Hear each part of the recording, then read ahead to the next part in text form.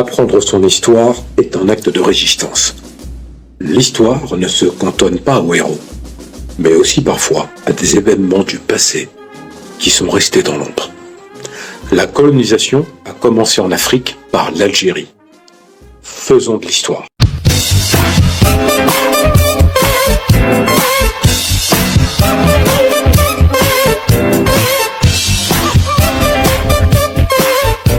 VIOL. Prenons l'exemple de Zora, qui a écrit des lettres. C'est une jeune femme de 25 ans.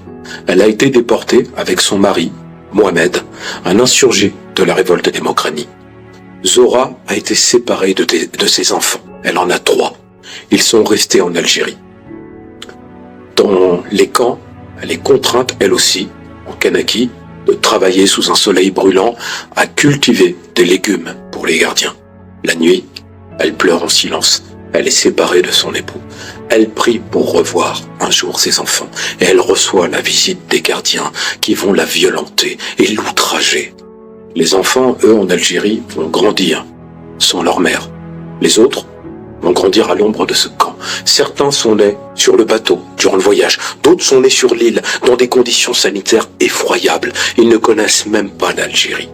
Mais leurs parents leur racontent les montagnes de Kabylie, les oliviers près de Zeralda, les nuits étoilées près de Biskra, les plages d'Oran et de Mostaganem. Ces récits deviennent leur seul lien avec une patrie qu'ils n'ont jamais vue, mais qui existe dans leur cœur. Parmi ces enfants, il y a Fatima, une petite fille de 8 ans, dont le père, Abdallah, est mort dans les mines.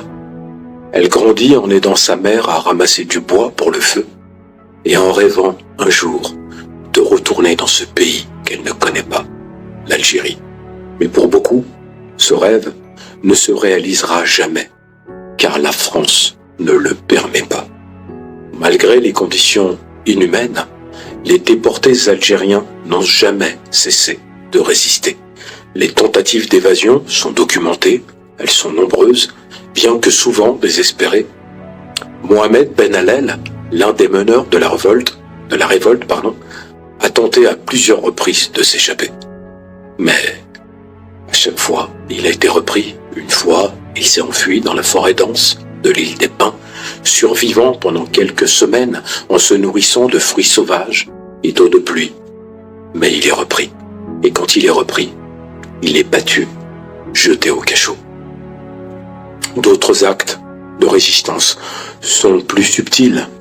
Les déportés organisent des actions de résistance au-delà de leurs prières clandestines parce que la France leur a interdit de pratiquer la religion. Mais ils veulent préserver leur foi et leur culture. Ils chantent des chants traditionnels.